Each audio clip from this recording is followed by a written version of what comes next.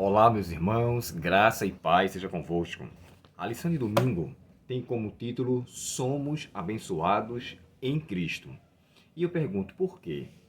Qual é a causa dessa bênção de Cristo? Sabemos, irmãos, que essa carta de Paulo aos Efésios, e aqui o autor, ele colocou cada dia um capítulo, né? Claro, com exceção da sexta-feira, já que ficou aqui no final, mas ele fala, sexta-feira, ou melhor dizendo, no sexto capítulo, né? Ele não menciona, mas cada dia da semana a gente vai tratar sobre um capítulo. Até quando chegamos na quinta-feira, aí ele fala do capítulo 5. E a gente pode, na sexta-feira, falar um pouco sobre o capítulo 6 e o seu conteúdo em si. Mas olha só, esse capítulo 1, para mim, ele é de suma importância como a maneira que Paulo desenvolve. Eu vou fazer uso aqui de uma nota do Comentário Bíblico Adventista e também nota do que o autor descreve. E vamos tentar ser breve, porque eu quero conseguir fazer um comentário de 5 minutos. E às vezes a gente acaba não conseguindo realizar. Mas olha só, alguém descreveu Efésios como o Alpes, ou seja, um lugar, um ponto mais alto, um ponto culminante, um ponto mais elevado. A sua carta, ou seja, Efésios é a carta de Paulo mais áurea ou a mais elevada no Novo Testamento. E chega a descrever aqui, nessa seguinte pergunta, o seguinte: reflita sobre Efésios 1, o que mais inspira você. Para mim, na minha forma de enxergar essa carta aos Efésios, entendendo que ela é uma carta que envolve unidade em Cristo, primeiramente, e uns com os outros, Paulo enfatiza o início dessa união. Olha só, no primeiro capítulo, ele chega a falar de uma maneira que ele diz assim: eu, Paulo, apóstolo de Cristo, pela vontade dele, ou seja, eu sou apóstolo dele, da vontade dele, por intermédio dele. E aí ele começa a falar ao povo santo, ele descreve os fiéis. O verso 3, irmãos, como se fosse um hino de adoração, é um louvor a Deus, é uma maneira de adorar a Deus por essa parte que ele aqui descreve. Todo louvor seja a Deus, o Pai de nosso Senhor Jesus Cristo, o qual nos abençoou em Cristo. Agora a gente entende por que somos abençoados. Porque Cristo Jesus nos abençoou, ou seja, o Pai nos abençoou pelo que Cristo realizou. E o que foi que Cristo realizou? Além de sua morte expiatória e sua entrega para a raça humana, ele viveu uma vida totalmente de exemplo. Não existe um único ponto na vida de Cristo da qual nós não podemos extrair um exemplo. Tudo que ele fez, tudo que ele realizou, tudo que ele viveu é um exemplo crucial para nossas vidas. Quando Paulo chega a descrever assim, sejam meus imitadores como eu sou de Cristo, Paulo falava ali em sua esfera de vida, embora especificamente na sua obra missionária. Ninguém pode ser exemplo para o outro em tudo. Só Cristo é o nosso exemplo em tudo.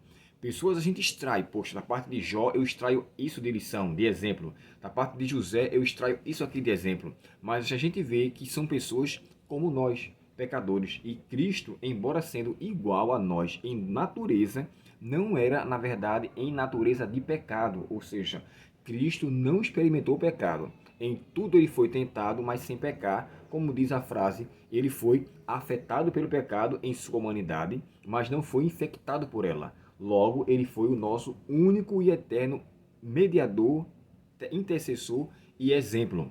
E aqui eu entendo o seguinte: as bênçãos de Deus foi nos dada em Cristo por essa causa. Agora, deixa eu fazer aqui um esboço desse primeiro capítulo da carta de Paulo aos Efésios. Eles começam a falar sobre a salvação, né, inicial. Em seguida, ele começa a falar um pouco sobre a doutrina, do verso 1 ao verso 3, nessa parte quando ele chega a descrever assim, ó, todo louvor seja dado ao Deus, aí quando ele fala da doutrina da salvação, quando ele, em Cristo, nos abençoou com todas as bênçãos espirituais. E aqui, essas bênçãos espirituais envolvem a entrega de Cristo, envolve a pessoa do Espírito Santo, que é nos dado como um dom.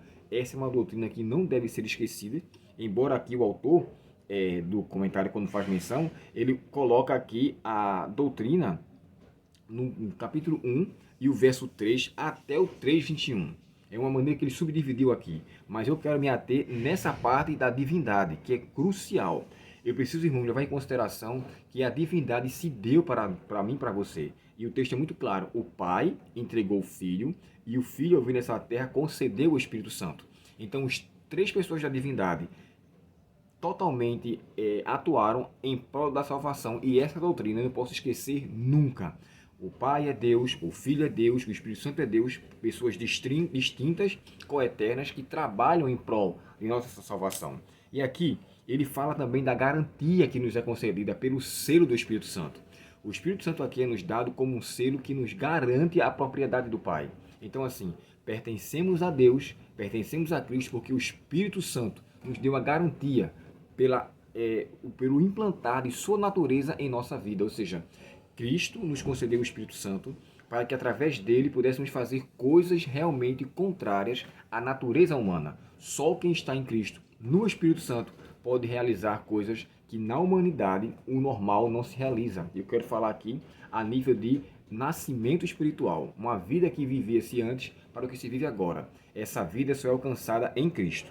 Aqui, para fechar, ele também descreve sobre a parte final, que é a oração intercessória e as bênçãos que ele pede. E esse texto, irmãos, eu quero ler com vocês.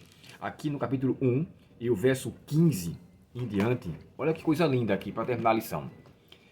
Desde que eu soube de sua fé no Senhor Jesus Cristo e do seu amor pelo povo santo em toda a parte, não deixo de agradecer a Deus por vocês em minhas orações. Peço que Deus, o Pai, glorioso nosso Senhor Jesus Cristo, lhes dê sabedoria espiritual e entendimento, para que cresçam no conhecimento dele. Oro para que o seu coração seja iluminado, a fim de que compreendam a esperança concedida àqueles que ele chamou, e a rica e gloriosa herança que ele deu ao seu povo santo. E no verso 19, também oro para que entendam a grandeza insuperável do poder de Deus para conosco, os que cremos, e o mesmo poder grandioso que ressuscitou Cristo dos mortos o fez nos sentar, os fez assentar-se no lugar de honra à direita de Deus o Pai, nos domínios celestiais. Observe, irmãos, que Paulo termina a sua carta com a importância de intervenção da atuação de Deus na vida deles, por meio da oração. Termina com a oração, começa com a oração. Paulo começa falando sobre a oração, a importância dela na intercessão da condição que os efésios se encontravam e a alegria que ele tem. E quando a gente termina na armadura, vimos na semana passada, ele também termina a armadura falando sobre oração. Então, assim, se existe algo que eu tenho que levar em consideração e com muita força, é a minha relação com Deus nesse aspecto aqui que Paulo descreve. Paulo deixa muito claro, irmãos, que é necessário que haja a alegria na importância da oração para com aquele povo, que com certeza Paulo não teve mais contato pessoal com eles. Essa carta, quando ele estava em Roma, provavelmente, posteriormente a isso, ele tenha sofrido o seu martírio. Ontem eu preguei numa igreja de Tabatinga e eu tinha ido lá naquela igreja há mais ou menos 8 anos atrás. Foi no dia 11 de novembro de 2015. E o irmão lá, muito respeitoso, muito bondoso, o irmão Francisco, que é o responsável da igreja a nível de organização, como ancião, como líder, ele aqui que faz praticamente, toma a rédea da igreja, ele me mostrou: Abel, você esteve aqui em tal data, em tal mês, em tal ano. E eu observei e vi a igreja e fiquei: Senhor, obrigado. Na verdade, hoje eu agradeço a Deus, porque eles permaneceram. Não sei se nesse período muitos saíram, outros entraram, mas o irmão Francisco permanece lá. Assim é conosco também. Ore, irmãos, para que os nossos irmãos permaneçam firmes em Cristo.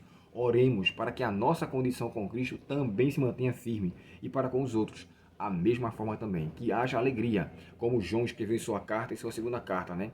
Tenho muita alegria de ver que os teus filhos, Senhor, andam na verdade. Quando a gente visita essas pessoas, ficamos felizes de ver que eles permanecem na verdade. E aqui então a gente termina o esboço introdutório do capítulo 1 da carta aos Efésios. Deus nos abençoe e nos reconheça que aqui somos abençoados em Cristo ou por Cristo, pelo que Deus fez por nós. Essas bênçãos são maravilhosas. Oremos ao Senhor. Querido Pai Celestial, obrigado porque somos abençoados em Cristo por tudo que Ele fez por nós. Ele não só fez por nós, como também fez para nós e faz em nós. Obrigado a Deus porque tudo foi feito e nos ajuda a reconhecermos essa bondade, nos entregando a Ti a cada dia. Perdoa nossos pecados, nos ajuda a ver essa carta aos Efésios, Senhor, a partir de hoje com outros olhos e assim possamos agir com a mesma intervenção e intermediação de Paulo com os Efésios, também façamos com nossos irmãos da mesma forma. Dá-nos a Tua bênção, um bom dia e nos perdoa os pecados, Senhor. Te pedimos em nome de Jesus. Amém. Deus te abençoe, um ótimo dia em sua presença e curta esse vídeo, compartilhe e nos ajude na obra missionária da causa de Deus. Até o próximo estudo. Até logo.